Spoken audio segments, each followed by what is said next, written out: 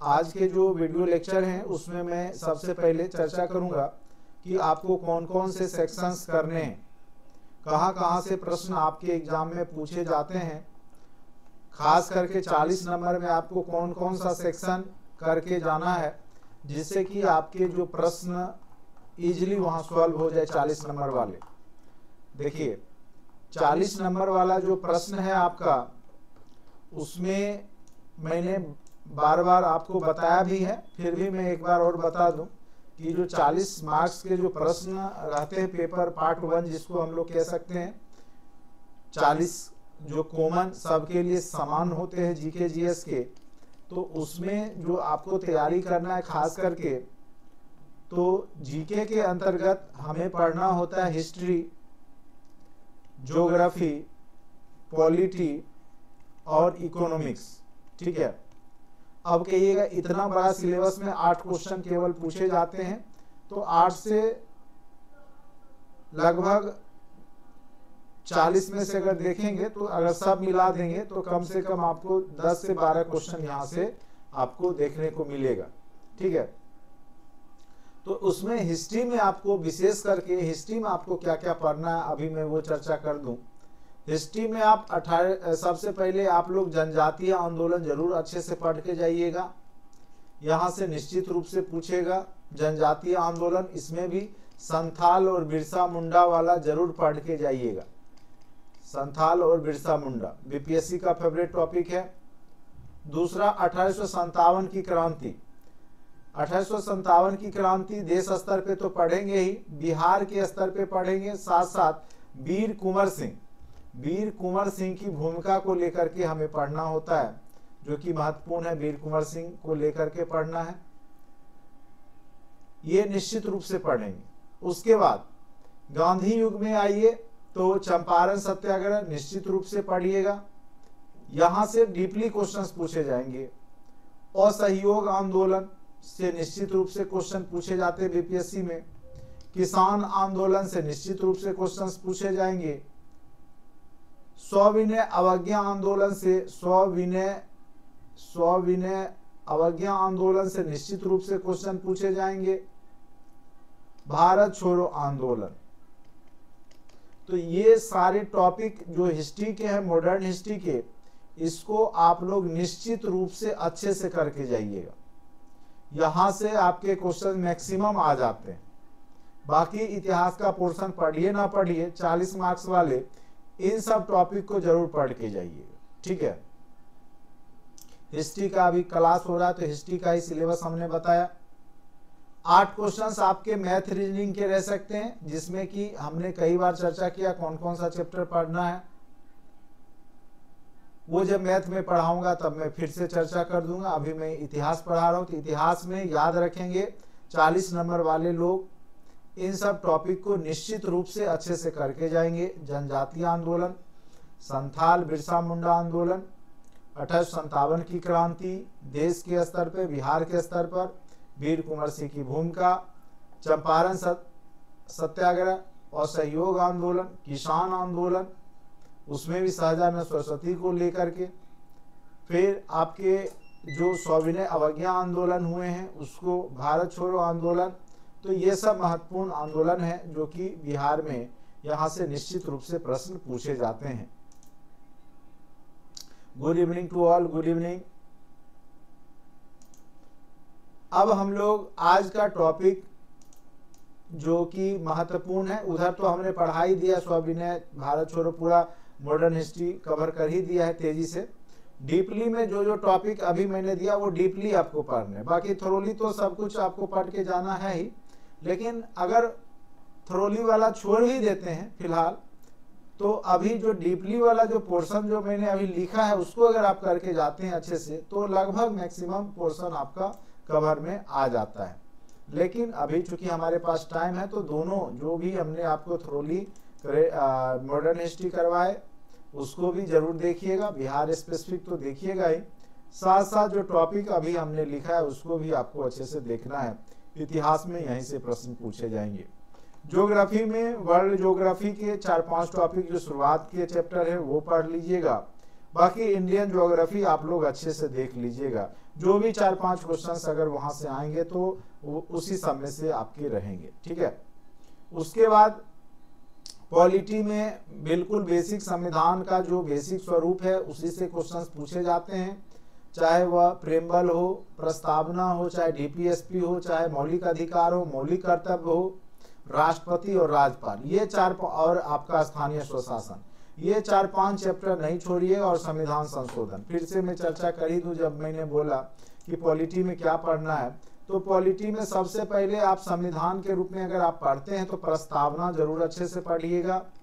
उसके बाद प्रस्तावना के बाद आप मौलिक अधिकार, नागरिकता वगैरह यहाँ कम ही क्वेश्चन देखने को मिलता है, तो मेन मौलिक अधिकार से निश्चित रूप से क्वेश्चन पूछे जाते हैं।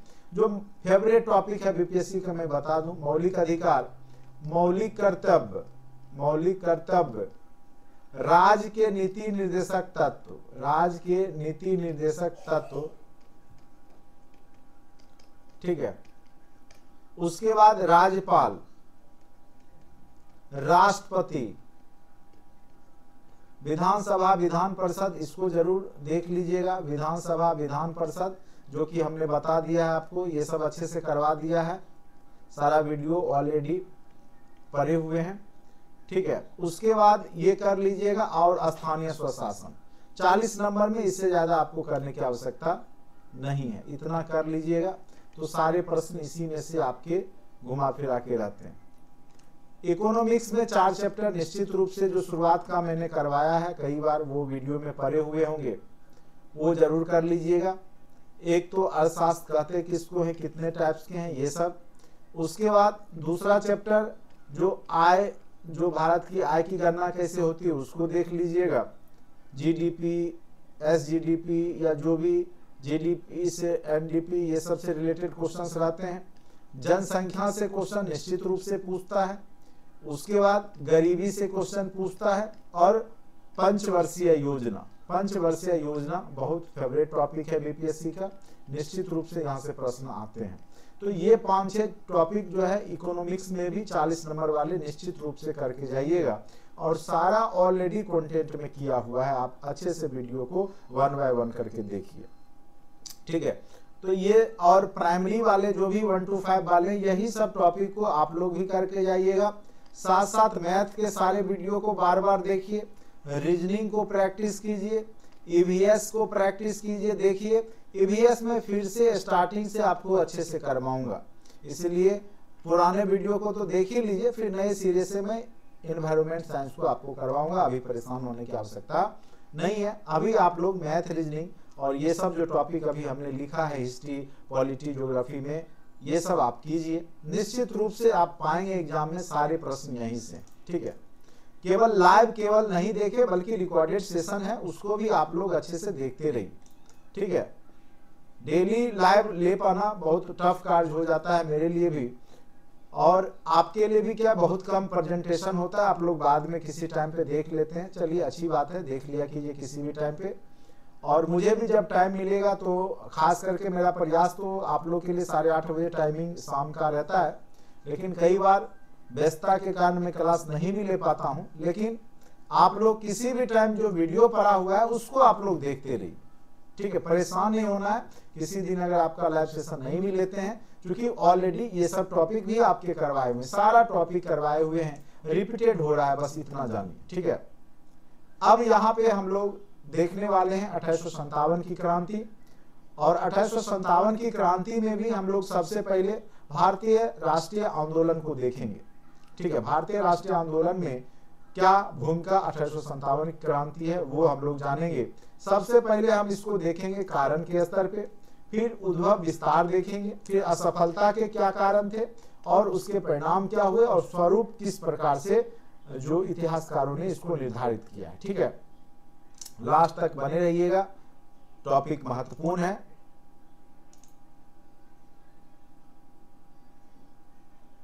साइंस में भी आपको सारे वीडियो डाले हुए हैं, साइंस जब मैं पढ़ाऊंगा तो उस समय चर्चा कर दूंगा।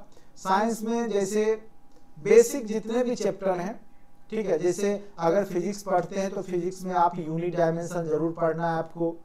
उसके बाद जो सदिश अदिश राशि वेक्टर क्वांटिटी ये सब जरूर पढ़ना है आपको।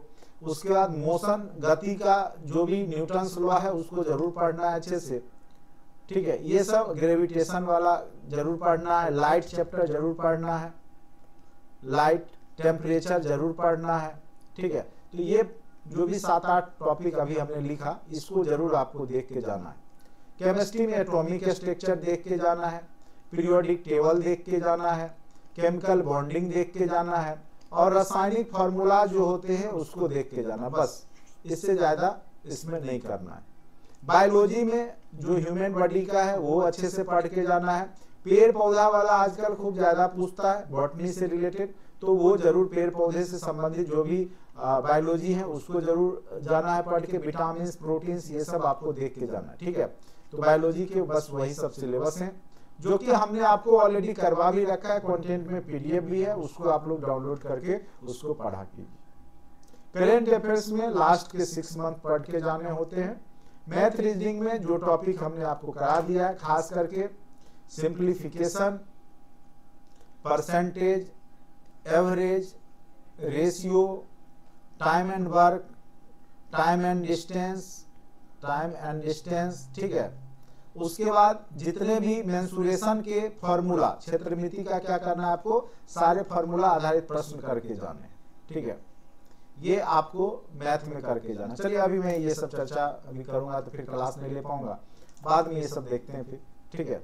तो 40 नंबर में भी और 1 to 5 वाले भी इस पे फोकस कीजिएगा, जो जो अभी हमने आपको बताया। बाकी सारा कुछ करवा रखे हैं, कंटेंट में वीडियो पड़े हुए, अच्छे से वो सब देखिए, परेशान होने की आवश्यकता नहीं है।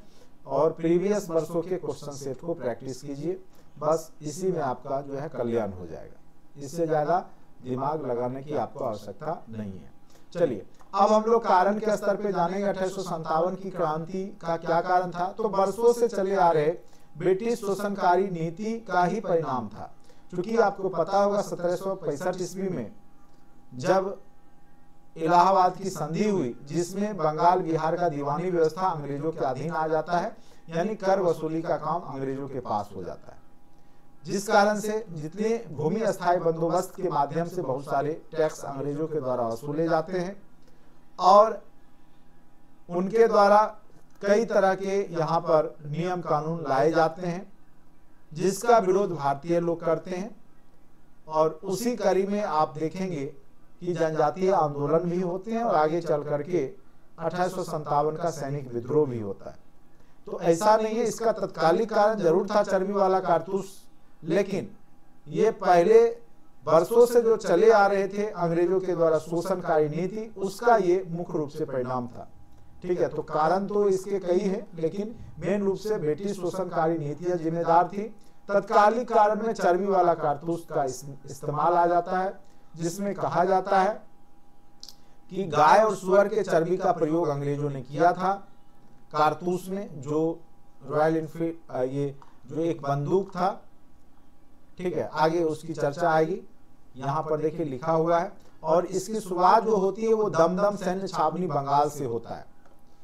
जनवरी 1857 में पहली बार चर्बी वाले कारतूस की खबर, यानी सबसे पहले जो खबर आई अफवाह स्वरूप ही आया था शुरुआती दौर में, कि चर्बी वाला जो कारतूस है और गाय और जो है सुअर के मांस का जो प्रयोग किया गया है, इसमें कितनी सच्चाई थी ये बात तो अंग्रेज लोग नहीं साबित कर पाए या जो भी है, लेकिन कहीं ना कहीं अफवाह जरूर उठी थी। और अफवाह क्या सच्चाई भी होगा, तो जिसमें कि चर्बी वाला जो गाय या सुअर के चर्बी का प्रयोग कारतूस में किया गया था, जिसको कि दांत से खींच करके निकालना होता था और फिर उसको बंदूक में डालना होता था, ठीक है। तो जिस कारण से भारतीय सैनिकों ने उसको मुंह में लगाने से इनकार कर दिया और विरोध किया। दूसरा, फरवरी 1857 में बहरामपुर सैन्य छावनी में आंदोलन की बात हुई। फिर मार्च 1857 में, ये देखिए ये सबसे महत्वपूर्ण है, मार्च 1857 ये बैरकपुर सैन्य छावनी बंगाल में है, जहां पर मंगल पांडे ने पूरा विद्रोह कर दिया और जो कि 34वीं नेटिव इन्फेंट्री में कार्यरत था, जो कि कई बार पूछेगा कि मंगल पांडे किस सेना का टीम होता है, उसमें शामिल था। तो 34वीं नेटिव बटालियन कह सकते हैं, नेटिव इन्फेंट्री में ये शामिल थे और ये यूपी के बलिया जिले के निवासी थे। मंगल पांडे ने 29 मार्च 1857 को एक अंग्रेज अधिकारी जिसका नाम था लेफ्टिनेंट बाग, उसकी हत्या कर दी, साथ ही मेजर हथौड़से को घायल कर दिया, जो कि मेन यहाँ पे आपका जो है शुरुआत माना जाता है मार्च 1857 ईस्वी में। फिर आगे चल करके 10 मई 1857 को मेरठ में बहादुर शाह द्वितीय, जो कि अंतिम मुगल शासक हैं, उन्होंने विद्रोहियों का साथ दिया। चूंकि जो विद्रोही सैनिक थे वो बहादुर शाह जफर के पास जाते हैं, जिनको हम बहादुर शाह द्वितीय भी कहते हैं, और उन्होंने यहाँ पर आंदोलन को समर्थन दिया। और आगे चल करके 1857 की क्रांति जब समाप्त होती है और उसमें अंग्रेज विजित होते हैं, तो बहादुर शाह द्वितीय को रंगून, जो कि काला पानी का सजा दे करके उसको भेज दिया गया। और वहीं पर आगे चल करके 1862 ईस्वी में बहादुर शाह द्वितीय की मृत्यु होती है। ठीक है, तो कई बार पूछेगा कि मेरठ से जो सेना गई थी तो बहादुर शाह जफर के साथ मिली और विद्रोहियों ने अपना नेता बहादुर शाह जफर को ही चुना था। उस समय मुगल शासक यही थे।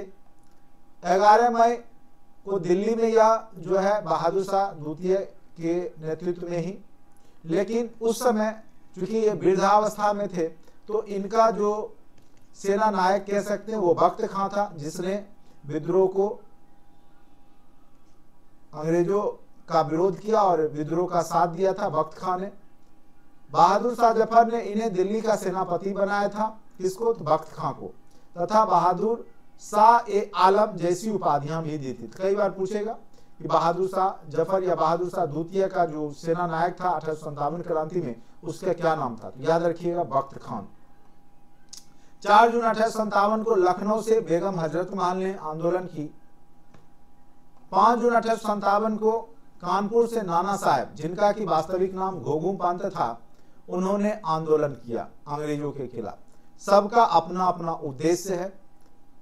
चूंकि इनका पेशवा का जो पेंशन था वो अंग्रेजों ने बंद कर दिया था, इसके खिलाफ नाना साहब ने अंग्रेजों का विरोध किया।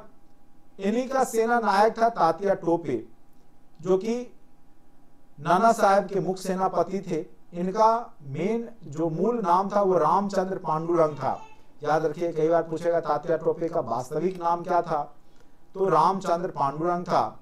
और इनके मित्र मान सिंह ने ही इनको धोखा दिया और इस धोखे के कारण जो है ये पकड़े गए और मारे गए। ठीक है, तो मान सिंह इनका जो मित्र था, उसी के धोखे के कारण तात्या टोपे मारे जाते हैं युद्ध के मैदान में। उसके बाद अजीमुल्ला, जो कि नाना साहब के सलाहकार थे, इनको क्रांति का दूत कहा गया था। बरेली से खान बहादुर खान, कई बार पूछ देता है, मिलाने वाला दे देता है कि कौन व्यक्ति कहां से लड़े थे, तो खान बहादुर खान का नाम याद रखिएगा, ये बरेली से लड़े थे। इलाहाबाद से लियाकत अली लड़े थे। फैजाबाद से मौलवी अहमदुल्ला।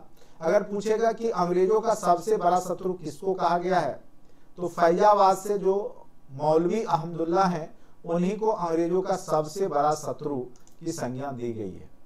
ठीक है, सबसे बड़ा शत्रु कौन था? तो याद रखेंगे मौलवी अहमदुल्ला। ये पूछा हुआ क्वेश्चन। झांसी की रानी को तो सभी लोग जानते ही हैं। नाम है, वास्तविक नाम लक्ष्मीबाई नहीं था, उनका वास्तविक नाम क्या है आप लोग बताइए? मणिकर्णिका। ठीक है, याद रखिएगा, एक मूवी भी आई थी मणिकर्णिका। रानी लक्ष्मीबाई, पति का नाम राजा गंगाधर राव है। कारण था गोद निषेध सिद्धांत। अंग्रेजों ने हड़प की नीति लाई, जिसके तहत जिस शासक या जो राजा का देशी रियासत का अपना संतान नहीं है, उसको गोद, पहले क्या था, जिनके पास अपने संतान नहीं होते थे वो गोद लेते थे, लेकिन इन्होंने गोद लेने की प्रथा समाप्त कर दी। अंग्रेजों ने हड़प की नीति लाई और लॉर्ड डलहौजी के द्वारा लाया गया था हड़प की नीति, जिसके आधार पर अगर किसी राजा को पुत्र नहीं है या संतान नहीं है तो उस स्थिति में उसकी जमीनें, उसका राज अंग्रेज हड़प लेते थे। और यही स्थिति यहाँ बनी थी, जिसका लक्ष्मीबाई ने विरोध किया, क्योंकि उन्होंने दत्तक पुत्र ले रखा था, गोद लिया था। इनका जन्म वाराणसी में हुआ था, मृत्यु ग्वालियर में हुआ। और ह्यूरोज, ये क्वेश्चन बीपीएससी के टीआरई 1 में भी पूछा था। ह्यूरोज एक सैन्य अधिकारी हैं जिन्होंने की लक्ष्मीबाई की युद्ध की वीरता का प्रशंसा भी किया था। याद रखिएगा, लक्ष्मीबाई की युद्ध वीरता का प्रशंसा किस अंग्रेज अधिकारी ने किया था? तो ह्यूरोज। ये आपका टीआरई 1 में पूछा हुआ क्वेश्चन है, ह्यूरोज ने किया था। तो ये भी प्रश्न पूछा हुआ है।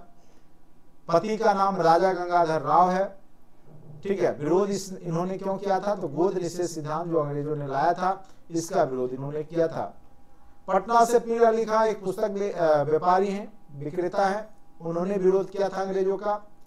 आरा जगदीशपुर से वीर कुंवर सिंह ने यहाँ पे भूमिका निभाया था, विरोध किया था। और यहाँ से कई बार क्वेश्चंस पूछे जाते हैं कि बिहार में प्रमुख नेता कौन थे 1857 की क्रांति के? तो कोई और नहीं, 80 वर्ष की अवस्था में भी जो खूब लड़े थे, उनका नाम था वीर कुंवर सिंह। असम में मनीराम दीवान ने लड़ा था, कश्मीर में गुलाब सिंह, संबलपुर में सुरेंद्र शाही, गंजाम में राधा कृष्ण दंड सिंह। तो इस प्रकार से कई व्यक्ति मिल करके 1857 की क्रांति में भूमिका पूरे देश स्तर पे, खास करके उत्तर भारत में, दक्षिण भारत तो इसमें इन्वॉल्व हुआ नहीं, लेकिन उत्तर भारत के मैक्सिमम पार्ट इन्वॉल्व हुए थे। और अलग अलग जगह पे अलग अलग नेतृत्वकर्ता के द्वारा ये आंदोलन किया गया। विद्रोह के दमन में प्रमुख अंग्रेज अधिकारी कैंपबेल थे, जिन्होंने की मेन जहां जहां आंदोलन हो रहा था, कानपुर, लखनऊ, बरेली, इन जगहों पर जो है विद्रोह को दबा दिया। ये क्वेश्चन पूछा हुआ कि प्रमुख ब्रिटिश सैन्य अधिकारी कौन थे जिन्होंने 1857 की क्रांति को दबाने में पूरा प्रयास किया?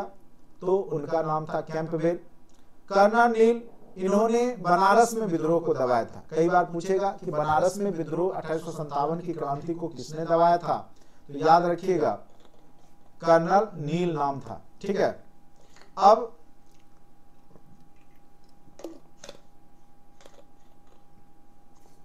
हम लोग जानने का प्रयास करेंगे कि असफलता के क्या कारण थे।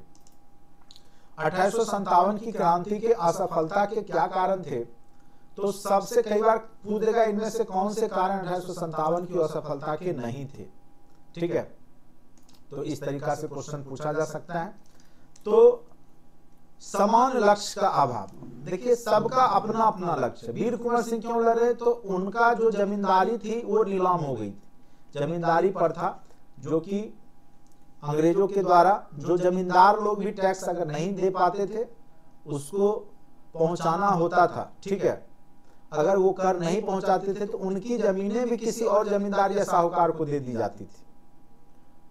तो उस स्थिति में वीर कुंवर सिंह ने लड़ाई किया, अंग्रेजों का खिलाफ किया। नाना साहब का पेंशन बंद कर दिया था अंग्रेजों ने, उस कारण लड़ा। लक्ष्मीबाई का दत्तक पुत्र वाला था, वो जो है राज हड़पने की बात थी, उसलिए वो अपने अधिकार के लिए लड़ी। तो सबका अपना अपना यहाँ पर लक्ष्य था, जिस कारण से असफलता मिली कि समान लक्ष्य का अभाव था, ठीक है। दूसरा, नेतृत्व का अभाव। नेता जो था कोई प्रॉपर लीड करने वाला पूरे आंदोलन को नहीं था, सभी अपने अपने क्षेत्र में लड़ रहे थे।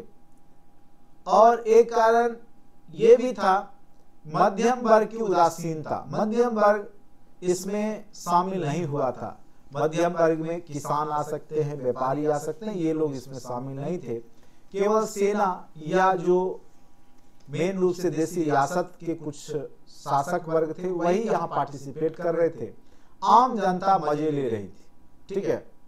तो इसलिए यहाँ पर जो है इसमें 1857 की क्रांति में, लेकिन इन्होंने अंग्रेजों का नींव जरूर अच्छे से हिला दिया था। 1857 की क्रांति का प्रभाव क्या होगा?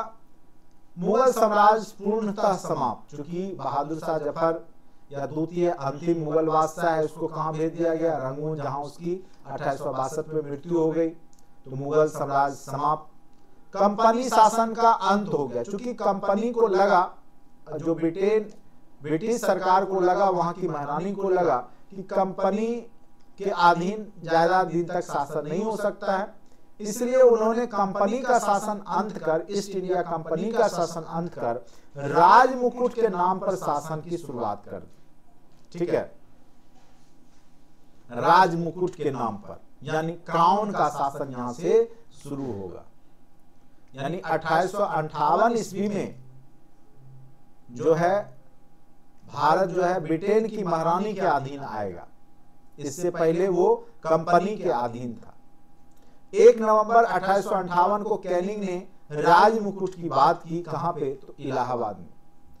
अब गवर्नर जनरल का जो पद था उसका नाम बदल करके वायसराय कर दिया गया, क्योंकि ये कंपनी में गवर्नर जनरल का पद होता था। क्योंकि अब डायरेक्ट वहां की महारानी यहाँ पे शासन करेगी, तो वह पद का नाम अब वायसराय बना दिया गया।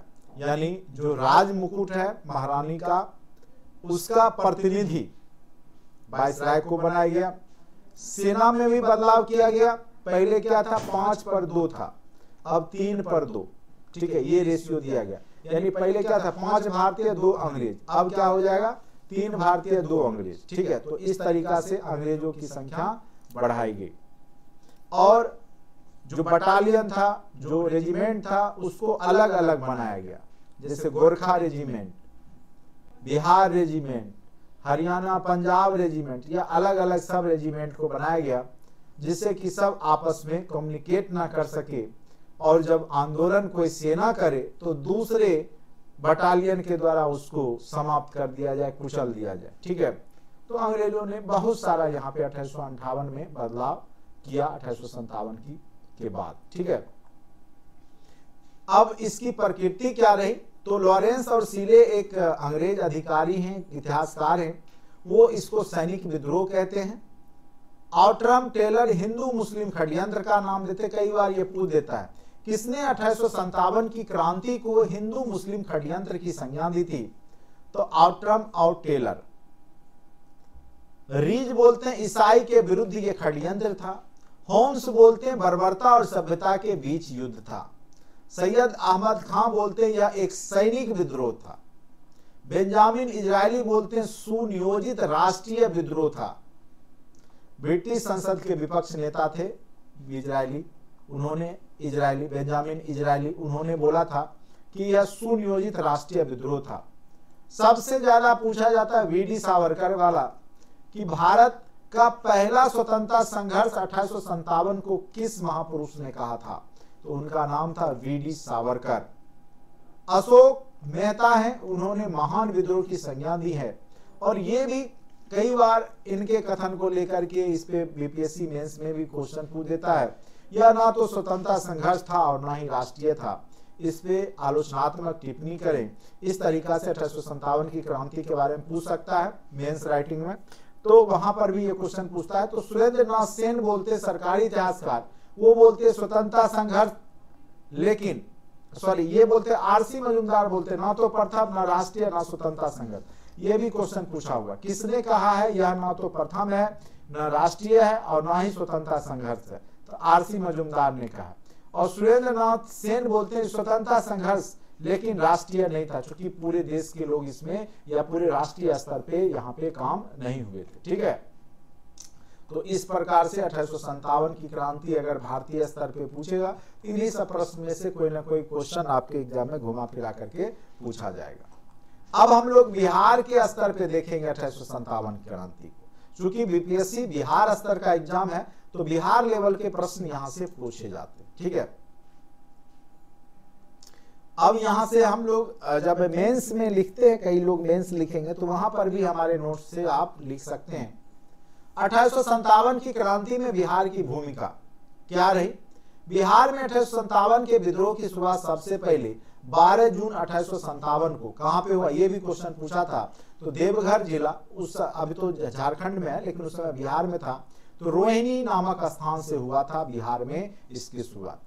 अमानत अली, सलामत अली और शेख हारू द्वारा अंग्रेज अधिकारी मेजर नॉर्मन तथा कुछ अंग्रेज सिपाहियों की हत्या कर दी जाती है। कहां पे, तो रोहिणी देवघर में। इस जुर्म में उनको 1857 में 16 जून 1857 को, ठीक है, क्या कर दी जाती है, फांसी दे दी जाती है। और साथ ही 200 से अधिक हथियारबंद क्रांतिकारी पटना सिटी के एक पुस्तक विक्रेता के नेतृत्व में देश को गुलामी की जंजीर से आजाद करवाने के लिए पटना में निकल पड़े। विद्रोह को दबाने हेतु अफीम व्यापार के एजेंट मेजर रॉयल को भेजा गया, किंतु विद्रोहियों ने उसका तथा सैनिकों की हत्या कर दी। और उस समय पटना का कमिश्नर टेलर था। कई बार पूछेगा कि 1857 की क्रांति के समय पटना का कमिश्नर कौन था, तो याद रखिए ये सब बीपीएससी खोज के निकालेगा। तो कमिश्नर टेलर था, याद रखिएगा, जिसने विद्रोह को दबाने एवं उनके खिलाफ कठोर कदम उठाए। पटना वासियों पर अनेक प्रतिबंध लगाए गए। 9 जून 1857 को ही पटना, देखिए जून महीना में हुआ है पटना में, 3 प्रतिष्ठित मुसलमान मोहम्मद हुसैन, अहमदुल्ला, बायजू खां को झांसा देकर गिरफ्तार कर लिया गया और उन पर वहाबियों से सहयोग लेने और सहयोग देने का आरोप लगा।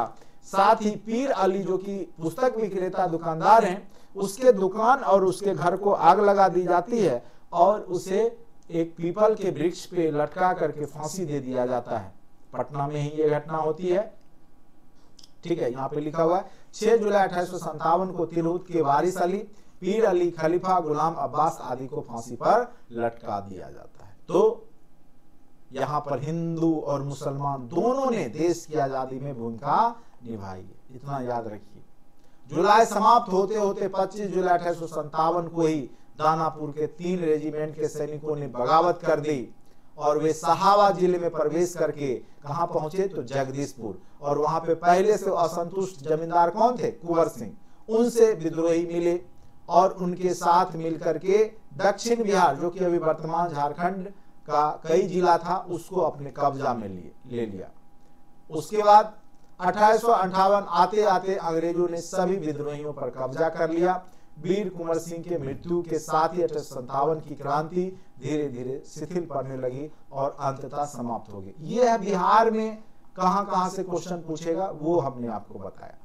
अब एक महत्वपूर्ण टॉपिक है ये 1857 की क्रांति में वीर कुंवर सिंह की भूमिका।